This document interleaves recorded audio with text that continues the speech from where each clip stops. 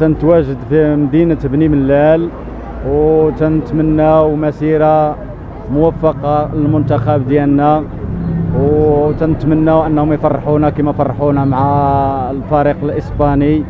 وعندنا حدث انهم يكون عندهم واحد النجاح كبير كما داروا في 86، وتنطلبوا من الله ان احنا نشجعوهم، تنطلبوا من الله انهم يفرحونا كما فرحونا. التوقعات ديالي في هذا الماتش هذا انهم غادي تكون النتيجه ديال 3-1. السلام عليكم، ياسين بيت بني ملال.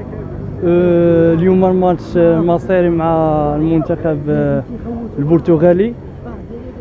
نتمناو ان شاء الله حظوظ موفقه من اجل المنتخب الوطني باش يكسب الرهان امام المنتخب البرتغالي. هو منتخب قوي، وان شاء الله جميع بشائر الخير ان شاء الله متجهه باش يفوز المنتخب المغربي وما يكون على خير. السلام عليكم. حنا دابا تنتواجدوا في مدينه بني ملال، وحنا من المتفرجين جينا نتفرجوا في المنتخب الوطني ان شاء الله، وان شاء الله تكون شي نتيجه ايجابيه اللي نكملوا بها الفرحه ديالنا، وتكمل الفرحه على المغاربه كاملين ان شاء الله.